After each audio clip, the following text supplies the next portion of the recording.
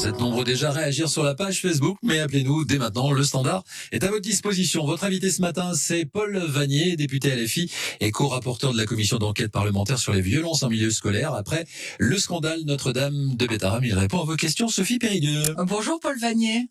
Bonjour. La ministre de l'Éducation a annoncé hier soir une enquête administrative poussée au Beau-Ramo. C'est le ex-Bétarame, c'est le nouveau nom de Bétarame depuis quelques années. C'est une bonne nouvelle pour vous ? Je dirais mieux vaut tard que jamais. Je l'ai demandé, cette enquête administrative, le 14 février dernier, il y a 2 mois, à la ministre de l'Éducation nationale. Elle s'y résout enfin, mais je dois dire que tout ce temps passé, c'est du temps perdu, du temps qui expose les enfants à de potentielles violences, et donc il faut aller plus vite, il faut agir plus fermement, plus promptement, et c'est ce que je demande aujourd'hui à la ministre de l'Éducation nationale. Oh oui, mais la ministre se base sur ce rapport qui a été fait au mois de mars, qui a relevé plusieurs manquements, donc il fallait qu'elle attende ses conclusions. Écoutez, je crois que la gravité des crimes commis à Bétarame jusqu'à une période récente, et nous avions découvert en nous rendant sur place il y a quelques semaines avec ma collègue Violette Spielbout que des agressions sexuelles entre élèves avaient encore eu lieu en 2024. Cette gravité, elle est là. Il y a aujourd'hui plus de 200 plaintes qui sont déposées devant le parquet de Pau, et je veux saluer le remarquable travail d'Alain Esquer en la matière. Donc je crois qu'il est Alain Esquer, le porte-parole du collectif des victimes, mais les 200 plaintes concernent des faits qui sont beaucoup moins récents. On mélange peut-être pas forcément les deux. Puisque les dernières plaintes portent sur des faits plus récents. Ce que je veux dire, pour résumer, c'est que je crois qu'on a assez de rapports, on a assez d'informations pour ne pas appeler à encore des demi-mesures. Il faudra prendre des décisions très ferme, très forte. Et le rapport qui a été rendu là hier par l'inspection académique, il est alarmant parce qu'il met en question le traitement des signalements de faits de violence et d'agression sexuelle, mais il porte aussi sur le non-respect du contrat d'association, des programmes qui ne sont pas respectés, des horaires d'enseignement qui ne sont pas assumés. Tout ça pose des questions, et pose notamment la question de la rupture du contrat d'association avec Beau-Ramo, anciennement Bétarame. Et c'est là-dessus que vous travaillez pour la suite, pour l'avenir, au-delà de ce que vous avez constaté, de ce qu'il va falloir faire ou dire par rapport à Bétarame. Vous, ce qui vous intéresse, et votre co-rapporteur le disait il y a quelques instants dans le journal de 8 heures, c'est que il faudrait mettre en place des procédures qui sont beaucoup plus formalisées de signalement d'informations préoccupantes. Exactement, et il faut tout simplement contrôler les établissements privés sous contrat, comme le sont les établissements publics. Aujourd'hui, le contrôle, il est inexistant. Il n'y en a pas eu à Bétarame pendant 30 ans. Il est défaillant, et il expose des enfants à des phénomènes de violence. Donc il faut, et c'est ce que nous regardons avec Violette Spielbout, ma co-rapporteure, identifier les défaillances dans les modalités de contrôle par les services de l'État, ceux du ministère de l'Éducation nationale, de la Justice, du côté des préfectures, voir comment l'information ne circule pas d'une administration à une autre, comment des signalements, lorsqu'ils ont lieu, ne sont pas transmis au niveau supérieur, pour corriger ces défaillances et empêcher demain d'autres Bétarames, protéger tous les enfants, quel que soit l'établissement scolaire dans lequel ils sont scolarisés. Et vous avez aussi annoncé, forcément, puisqu'il y a eu déjà beaucoup de témoins entendus, que François Bayrou, qui était ministre de l'Éducation nationale, serait entendu dans cette affaire devant votre commission le 14 mai. Il doit s'expliquer, et on s'en parle ce matin. On y arrive. On s'en parle. Ici Matin. 05 59 98 09 09. Alors justement, on vous pose la question à vous, nos auditeurs. Qu'attendez-vous de l'audition de François Bayrou devant la commission d'enquête ? Et il y a déjà pas mal de réactions sur Facebook, Eric. Absolument. Alors il suffit juste que je tombe sur la bonne page. Écoutez, on verra ça un peu plus tard. Pour vous, Paul Vannier, vous attendez quoi, je veux dire, de cette audition de François Bayrou ? Mais j'attends qu'ils tiennent devant la commission d'enquête et devant toutes les Françaises et tous les Français qui en suivent très attentivement les travaux, un discours de vérité.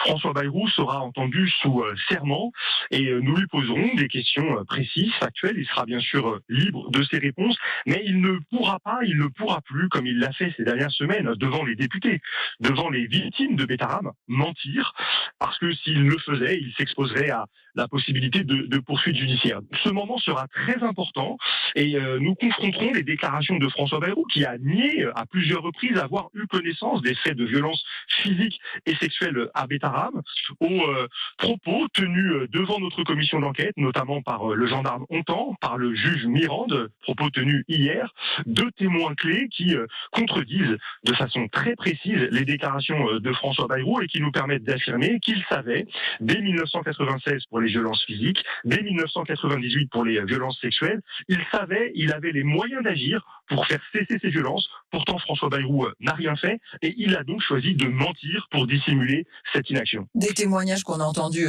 aussi sur ici Berne Bigorre, bien sûr, hein, dans cette affaire Betaram. Il dément François Bayrou, il récuse ses mises en cause, dit-il, sans la moindre preuve. Il persiste donc.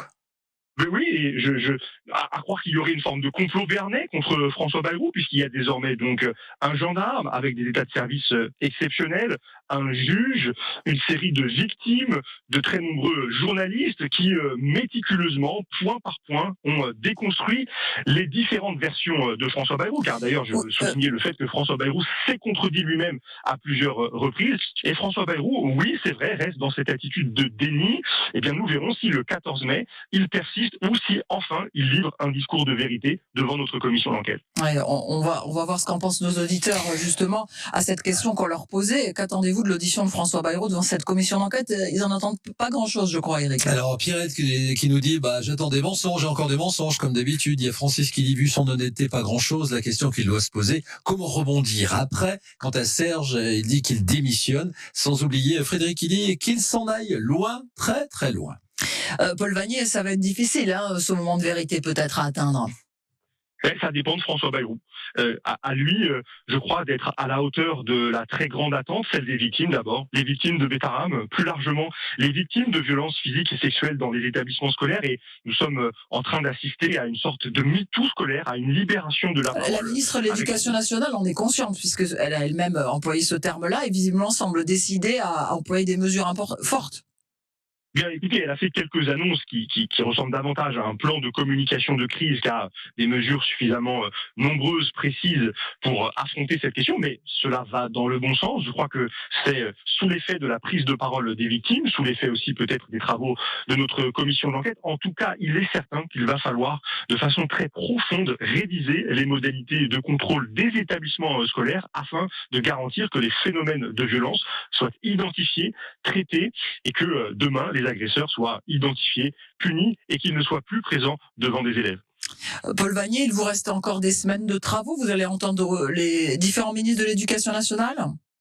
Oui, nous allons entendre plusieurs ministres présents, passés, de l'Éducation nationale, de la justice également, car nous investiguons dans toutes les directions. Nous allons aussi poursuivre nos déplacements de terrain, nos contrôles sur place et sur pièce avec Violette Spielbout.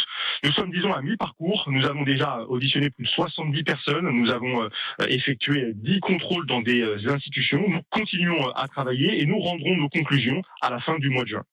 La libération de la parole, hein, depuis des semaines, ça ne concerne pas que l'établissement Notre-Dame de Betaram. Vous avez eu encore des signalements, des témoignages d'autres victimes ou d'autres faits? Oui, nous en recevons à titre individuel et nous les traitons, nous les signalons à la justice. Nous avons, avec Violette Spielbout et Fatia Kelawachi, qui est la présidente de la commission d'enquête, déjà adressé 10 articles 40 à des procureurs partout dans le pays. Nous sommes en train d'en traiter une douzaine d'autres. Ils touchent, ces articles 40, 16 départements.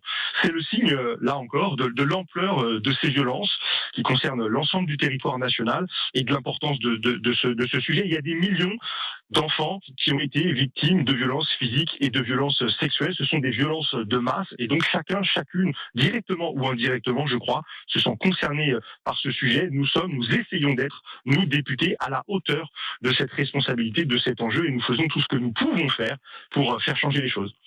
Merci Paul Vannier. Je rappelle que vous êtes député LFI et co-rapporteur de la commission d'enquête parlementaire sur ces violences justement en milieu scolaire, notamment après le scandale Notre-Dame de Betaram.